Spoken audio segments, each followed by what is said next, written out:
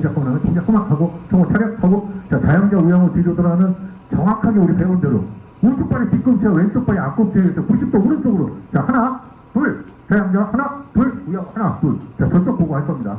자 동작권만 하기는 동작권만 복창하시고 열심히 해주세요. 한번 해보겠습니다. 동작권만 아 동작권만 복창하고 동작권만 자 계속 우러나는 목소리 동작권만 동작권만 복창하고 열심히 해주세요. 다시 동작권만 총원 차렷 자 저는 우양우고 여기 서 계신 분들은 자양자입니다. 그 저쪽에 있는 사람들도 있기 때문에 구령은 제가 좌우양 우로 붙이겠습니다. 자 서문을 향하여 좌우양 오 하나 둘 하나 둘 하세요. 다시 정면을 향해서 좌우양 오 하나 둘 자 목소리 크게 서문을 향해서 좌우양 오 하나 둘 자 일단 내용 읽겠습니다.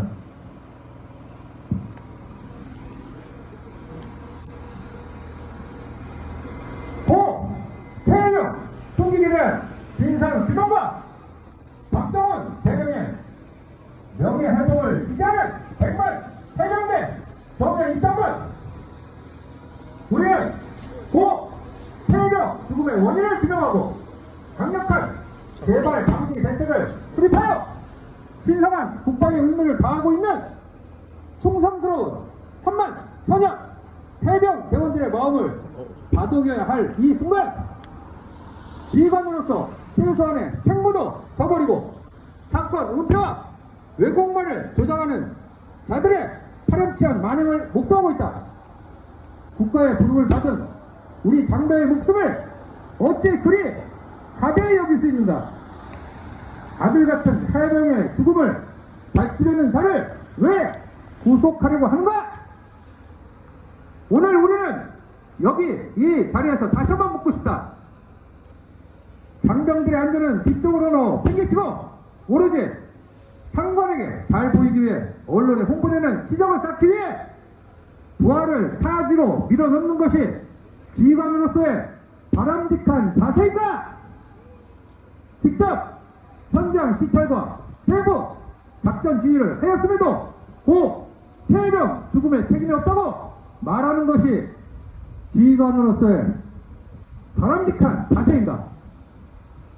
해병대 1사단 최고 책임자가 대대장 생존 장병 부모에게 고발당하는 초유의 사태를 벌여놓고도 여전히 자리를 지키고 있는 것이 지휘관으로서의 바람직한 자세인가? 고 해병 순직에 대한 법적 도의적 책임을 져야 할 임성근 1사단장의 무책임한 행태를 우리는 더 이상 좌시하지 않겠다. 우리는 고 해병 죽음에 대한 철저한 진상 규명과 박정훈 대령의 명예를 지키기 위해 출발점으로 해병대 1사단장 임성근 소장에게 다음과 같이 요구한다. 하나! 자 지금부터 마지막 소절만 따라하시면 됩니다. 해병대답게 장성답게 장군답게 군말 없이 직에서 듣다! 자, 네 글자만 따라하시면 됩니다. 퇴진하라! 퇴진하라! 퇴진하라! 퇴진하라! 다시 목소리, 퇴진하라! 퇴진하라! 퇴진하라! 퇴진하라! 경찰, 군검찰, 공수처 등 수사기관에 자진출두하여 그날의 진실을 고백하고 법적, 도의적 책임을 다하라! 다하라! 다하라! 다하라! 한 번 더, 다하라! 다하라! 다하라! 다하라! 해병대 명예를 더럽힌 죄값으로 남은 일평생을 해병대 발전을 위해 봉사하라! 봉사하라! 봉사하라! 봉사하라! 한 번 더 하겠습니다. 지방하라! 지하라! 지하라! 지하라! 빨리 가라! 빨리 가라! 빨리 가라! 빨리 가라! 2023년 10월 8일 다시 10월 8일 고 해병 순직에 대한 진상 규명과 박정훈 대령의 명예회복을 지지하는 해병대 예비역 전국 연대 입장문이었습니다. 감사합니다.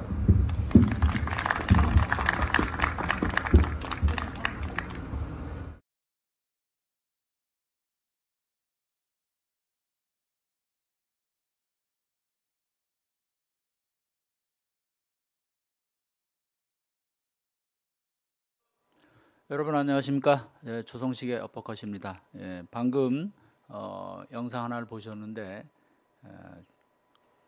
이번 일요일이죠. 지난 일요일에 그 포항에서 해병대 예비역 전우들이 해병 예비역 연대 지난번에 그 국방부 앞에서 집회를 했던 분들이죠. 이분들이 이번엔 포항에 내려가서 1사단 정문 앞에서 1사단장의 어떤 사과 그리고 책임 있는 자세를 요구하는 뭐 사실상 물러나라는 얘기죠. 그 관련된 영상인데 그 중에 일부만 보셨어요. 그 자세한 이제 전체 영상은 저희가 따로 올려 보내겠습니다. 그 올려 드리고요. 그 조금 이제 시간이 걸리는데 그건 되는 대로 올려드리도록 하겠습니다. 그래서 보면 뭐 이번에는 이렇게 많지 않은 인원이 모였는데 아마 이런 일은 거의 처음인 것 같아요. 그래서 사단 앞에 가서 사단장의 어떤 그런 책임을 요구하는 이런 그 집회. 지금 해병대에서 그만큼 이 사건에 대한 관심이 크고 아마 앞으로 이 지금 계속 지속적으로 이어질 것 같습니다. 이런 움직임이. 오늘은 모처럼 우리 박정원 대령의 변호를 맡고 계시는 김정민 변호사님 일단 스튜디오에 모셨습니다. 안녕하세요. 예, 안녕하십니까. 김정민 변호사입니다. 예, 한 달쯤 전에 네, 나오셨죠? 그렇죠. 그게, 그때 네. 나오셔가지고 이제 그 녹음 파일, 이른바 VIP 외압 관련 네. 녹음 파일을 이제 공개하셔가지고 그것이 좀 파장이 있었는데 오늘 오전에는 저기 군인권센터에서 또 기자회견을 하셨어요. 예. 예. 오늘 이제 기자회견 요지는 뭐 그 박대령 기소에 대한 어떤 예. 변호인단 입장. 예, 원래는 네. 이제 그 최근에 공개된 그 문건 국방부에서 예, 만든 그 문서. 부분에 대해서 기자회견을 준비하다가 갑자기 공소가 제기됐다는 말을 듣고 이제 어쩔 수 없이 공소 제기 부분이 줄을 이루게 된 거죠. 예. 원래는 이제 이 문건의 문제점들에 대해서 집중적으로 좀 기자회견을 하자 이런 계획이었습니다. 예, 뭐 어느 정도 예상은 했지만 지금 기자회견 모습이 나오는데 국방부 검찰단에서 이제 기어이 기소를 했습니다. 그죠? 뭐 구속영장에 적혀 있었던 대로 두 가지 혐의죠. 하나는 예. 항명, 예, 하나는 상관 상관명예훼손. 요거 간단하게 설명을 좀 해주십시오. 예. 항명을 좀 구체적으로 나눴더라고요. 이첩 네. 보류, 이첩 중단 그 지시 두 건을 위반했다. 그다음 이제 상관 명예훼손도 오전 오후로 나눠가지고 결국 범죄 사실이 4건이 된 거죠. 근데 이제 뭐 예상했던 바지만 그 항명에 대한 공소 사실이 굉장히 좀 미묘하게 변화가 있었습니다. 네. 그러니까 처음에 구속영장 청구서에서는 이제 핵심적인 어겼다고 추정되는 핵심적인 장관의 지시사항, 아니, 해병대 사령관의 지시사항이라는 게 장관의 해외 일정 종료 후에 다시 지침을 받아서 넘겨라 했는데 뭐 따르지 않았다. 그런데 이번에는 공소장에는 그 다시 지침을 받을 때까지 이게 빠져버렸죠. 그냥 장관님 귀국할 때까지 이첩을 보류하라는 해병대 사령관의 명령을 어겼다. 이렇게. 그거는 어떤 의미가 있는 건가요? 그렇게 바꾼 거는? 그러니까 이제 국방부는 아마 태세 정비를 한 것 같아요. 뭐냐면 일체 장관의 지시는 없었고 그냥 단순한 이첩 보류 지시다. 뭐 혐의자를 뭐 빼라, 또 혐의 사실을 특정하지 말라 이런 얘기는 다 참모진에서 나온 오해의 소지가 있는 말이었을 뿐이고 장관의 공식적인 지시는 딱 한 가지 이첩 보류다. 자, 이렇게 보는 거죠. 그러면 그것은 다시 말하자면 자칫 자신이 그 직권남용 이런 부분에 해당될 수도 있다는 걸 의식한 거겠죠? 그렇습니다. 이제 구속영장 청구서에서는 그런 위험성을 자기들도 예. 미처 간파하지 못하고 썼는지는 모르겠습니다만 오히려 그 직권남용죄 구속요건에 해당하는 듯한 표현들이 여러 곳에서 있었거든요. 예. 그래서 이제 국회를 통해서 집중 공격을 받았고요. 예. 그러다 보니까 이제 그렇게 가서는 승산이 없다고 봤는지 단순한 이첩 보류 짓이다. 이렇게 지금 공소장에도 쓴 것 같아요. 그 부분을 일부러 뺀 이유는 아마 나머지 지시는 없었다. 장관의 명시적 지시는 단 한 가지 이첩보리뿐이다. 이렇게 지금 정립을 한 거죠. 정리를 그러니까 한 거죠. 이제 그동안에 이제 뭐 변호인단에서도 많이 지적하고 또 예. 언론에서도 많이 비판했던 부분 중에 그게 사실 이제 핵심적인 부분인데 네.